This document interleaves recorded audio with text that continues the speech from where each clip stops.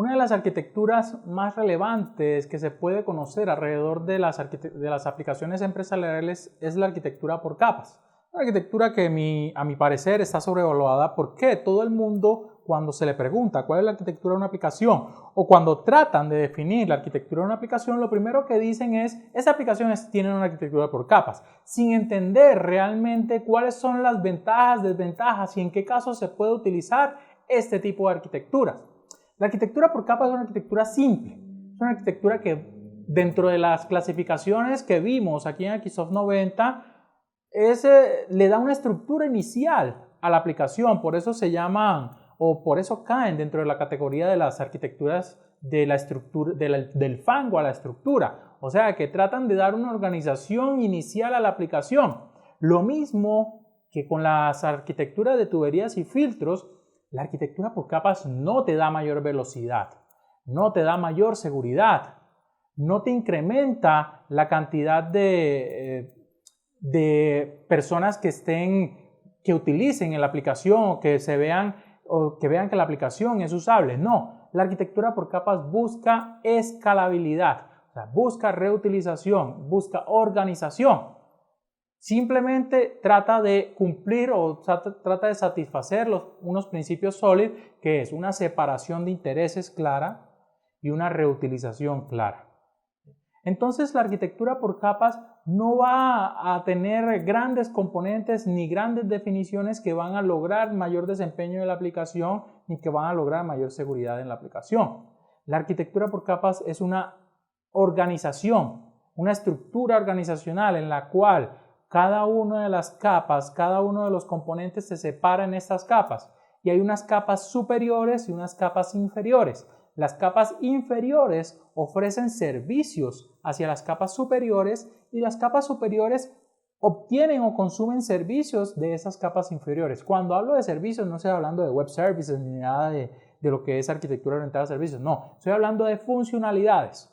Entonces, esta organización jerárquica da una disciplina, da unas restricciones claras que se deben cumplir para tener una arquitectura por capas. Primero es que la arquitectura por capas dice que los consumos de servicios y las exposiciones de servicios se dan en las capas que son inmediatamente adyacentes, o sea, una capa superior solamente puede consumir servicios de la capa inmediatamente inferior.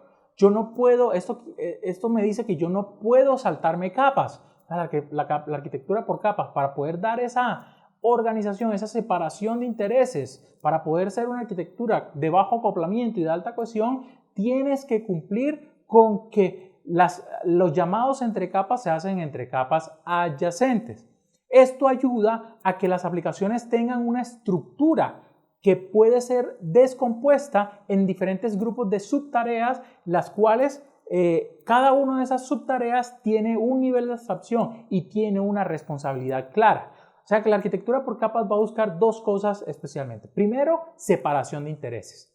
Y segundo, asignación de responsabilidades claras. ¿Para qué? Para lograr bajo acoplamiento y para lograr alta cohesión, con la cual yo puedo tener una mayor mantenibilidad del software, no un mayor desempeño, una mayor mantenibilidad del software. Y esta separación, esta división de responsabilidades, esta identificación de subtareas me va a permitir trabajar con sistemas a gran escala.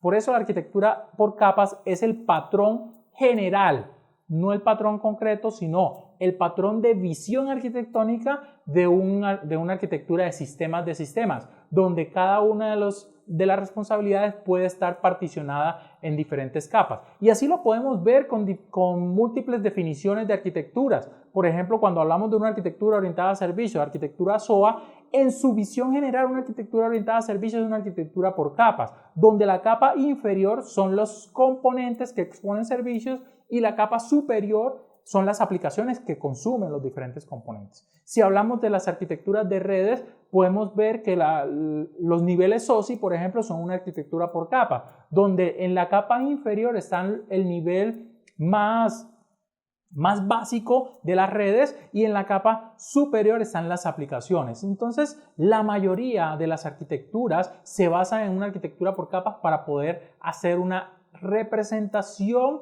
de las responsabilidades y una definición de la jerarquía en la cual se hacen ciertos llamados. Eso me va a tener muchas ventajas. Primero, como es una arquitectura que da una estructura inicial, hay una simplicidad conceptual. ¿Eso qué quiere decir? Que es fácil de entender. Cualquiera puede entender qué se busca con una arquitectura por capas. La arquitectura por capas no es nada complejo. Simplemente trata de que tú en cada una de las capas asignes claramente unas responsabilidades. Segundo, la arquitectura por capas me va a permitir reutilización. La reutilización, ¿cómo se logra? Al tener yo bien separadas las responsabilidades, puedo reemplazar capas. Puedo permitir que una capa se utilice en diferentes contextos, lo mismo que con la arquitectura de tuberías y filtros. Además de eso, permite que yo pueda tener dentro de cada una de las capas unos componentes que son altamente reutilizables y que pueden ser reemplazados por otros componentes por ese nivel de abstracción que se trabaja. Pero eso también tiene sus desventajas. Primero, al tener esa simplicidad no quiere decir que sea fácil de implementar. La simplicidad se logra en su definición conceptual, pero al cumplir con las diferentes capas, si lo comparamos con arquitecturas monolíticas o con arquitecturas de tuberías y filtros, al tener la definición de capas, puede ser que necesite implementar una mayor cantidad de componentes para poder lograr esa separación. Eso quiere decir que la implementación inicial de la arquitectura puede ser mucho más compleja que una arquitectura monolítica, o siempre es mucho más compleja que una arquitectura monolítica.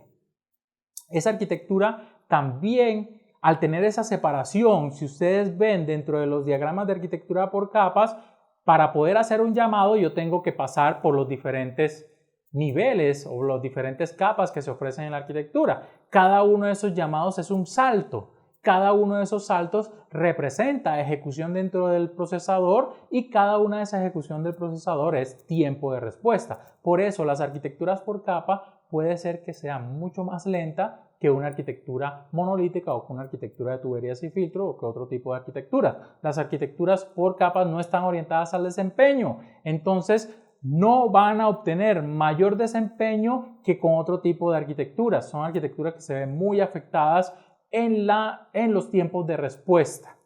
Entonces vamos a tener una arquitectura que es muy utilizada, pero que tiene muchas ventajas y desventajas y que su fuerte es la mantenibilidad. Ahora, ¿qué tiene esa arquitectura por capas? ¿Cómo es esa organización jerárquica que busca? La arquitectura por capas no podemos caer en antipatrones, donde creemos que podemos crear capas a diestra y siniestra. No. La definición de arquitectura por capas y su estructura define 3 capas de aplicación: la capa de datos, la capa de negocios y la capa de presentación. No hay más. Y una capa transversal que es la capa de soporte, es la capa que ayuda a ciertos elementos transversales que se identifican en las diferentes capas. O sea, estas 4 capas son las que siempre deben existir en una arquitectura por capa. Una arquitectura por capas no tiene 20 capas, no tiene 30 capas, tiene 4 capas. 3 de aplicación y una de soporte. Veamos qué hay en cada una de esas capas. Empezando por la capa inferior, porque es la que ofrece los servicios básicos. Siempre que vemos una arquitectura por capas, pues queremos ir hacia unos repositorios de datos.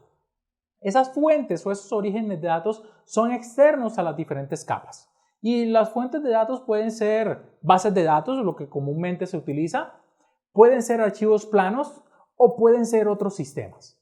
Teniendo esas 3 fuentes de datos, necesitamos abstraer el acceso a esas diferentes fuentes de datos. ¿Qué quiere decir abstraer?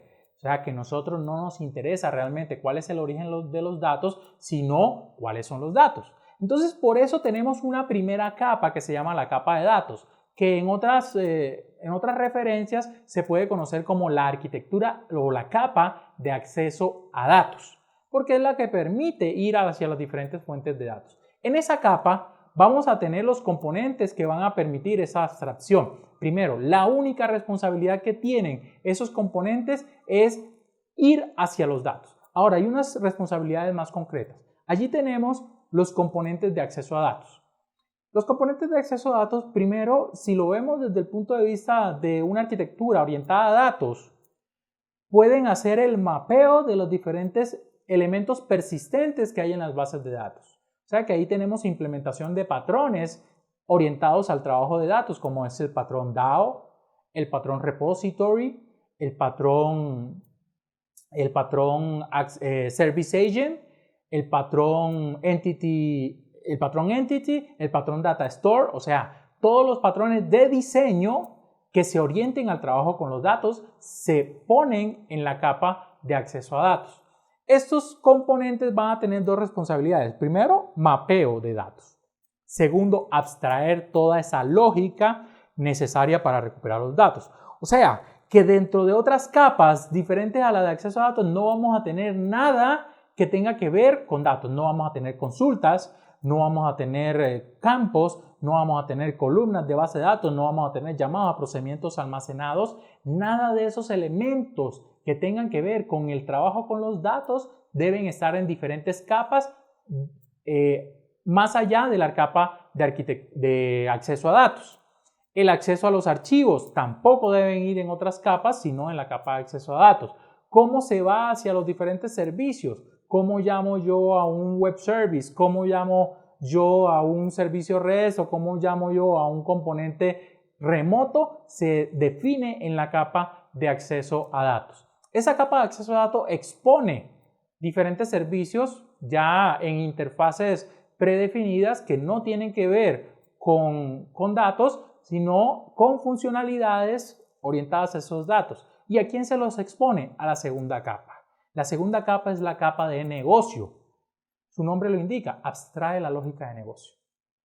No hace nada más sino moler todos los datos. O sea, que dentro de la presentación yo no hago procesamiento de datos, no hago identificación de lógica de negocio, no hago validación de lógica de negocio ni cálculo, tampoco lo hago en la capa de acceso a datos, simplemente se hace en la capa de negocio. En la capa de negocio vamos a tener aislados todos los componentes que hacen procesamiento de la información, o sea, que capturan o piden la información desde la capa de acceso a datos o piden la información desde la capa de presentación y validan reglas de negocio, calculan reglas de negocio y mantienen el flujo de procesos de la lógica de negocio. O sea que dentro de la capa de acceso a datos yo puedo utilizar un patrón de tuberías y filtros.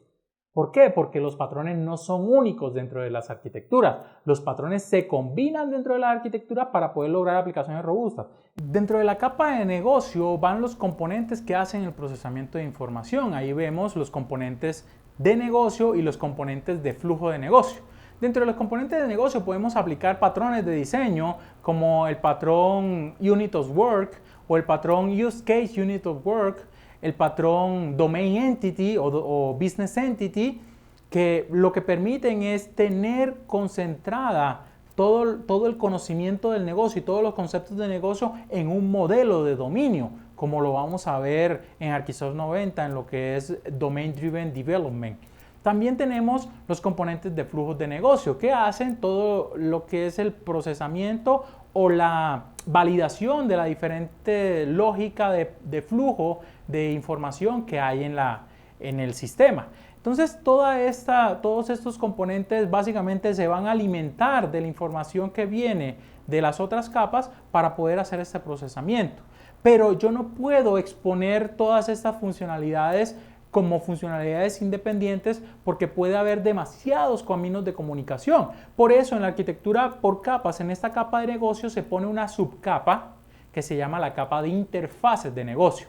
O sea, una capa que obedece a lo que es un patrón fachada, en el cual todas las aplicaciones consumirán esas fachadas y dependiendo del manejo de transacciones y de la definición de los diferentes flujos de trabajo, van a implementar, a utilizar la implementación de los diferentes componentes de negocio o de los componentes de flujo de trabajo. Es decir, que yo nunca accedo directamente a los componentes de negocio de una capa de negocio, sino que siempre accedo a través de las fachadas, de las interfaces de negocio.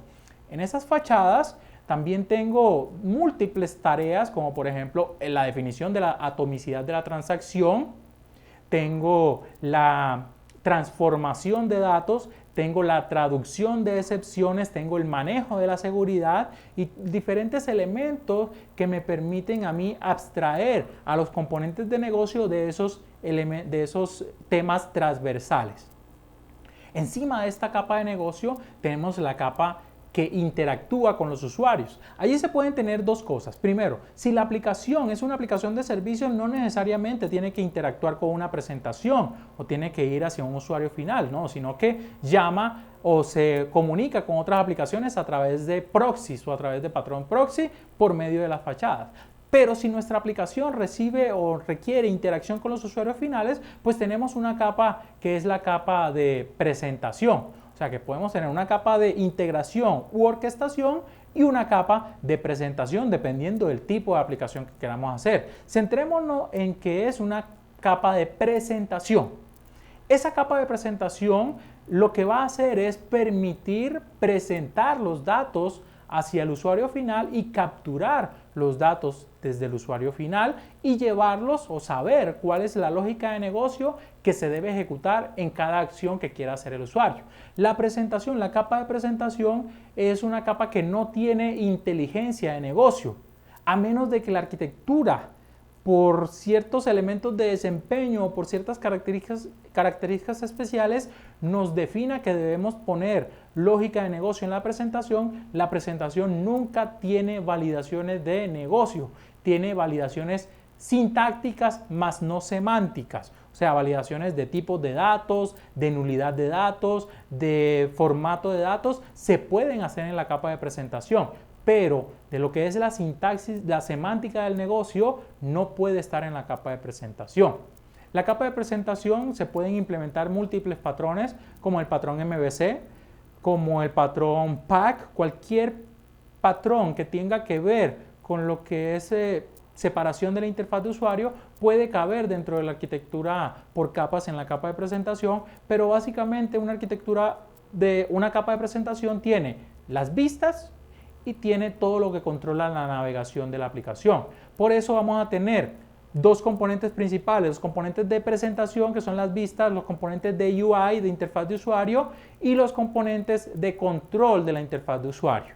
Los componentes de vista se van a encargar en mostrar o presentar los datos al usuario final y capturar los datos desde el usuario final, y los componentes de control permiten tomar los datos del usuario y llevarlos a la lógica de negocio sabiendo cuál es la lógica de negocio que se debe ejecutar y haciendo los llamados correspondientes, y capturar las respuestas de la lógica de negocio para poder saber cuál es la siguiente vista que se debe mostrar al usuario con los datos que se le deben presentar. Entonces la interfaz de usuario o la capa de presentación simplemente se va a encargar de tener unos componentes que tienen que ver con la interfaz de usuario y la interacción con el usuario.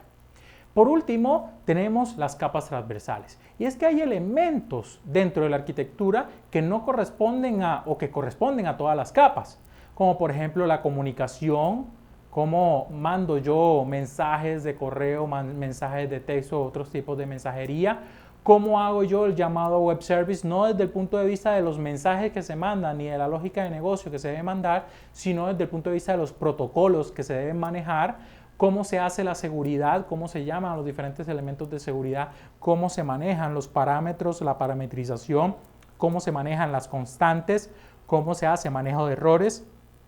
Todos esos elementos son transversales. ¿Por qué razón? Porque dentro de la capa de presentación, dentro de la capa de negocio o dentro de la capa de acceso a datos se va a necesitar seguridad, se va a necesitar manejo de errores, se va a necesitar manejo de constantes, se va a necesitar parámetros. Entonces, todos esos elementos transversales, al no tener una capa en la cual se le puede asignar esa responsabilidad, se lleva a una capa transversal, que es la capa de soporte.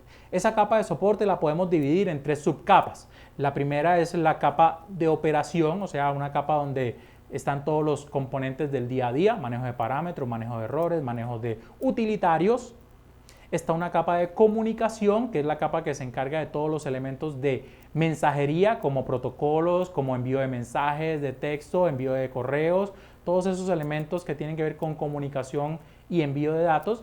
Y por último, la capa de seguridad o la subcapa de seguridad, con todos los componentes que se encargan de la seguridad de mi aplicación. Entonces aquí tenemos una arquitectura por capas con un sinnúmero de componentes que, si lo pueden ver, pueden volver demasiado compleja la arquitectura, por eso, y demasiado robusta. Por eso es importante tener un balance, saber cuántos componentes se van a implementar, cuáles son las capas que quiero implementar, cuál es la relevancia de cada uno de esos componentes.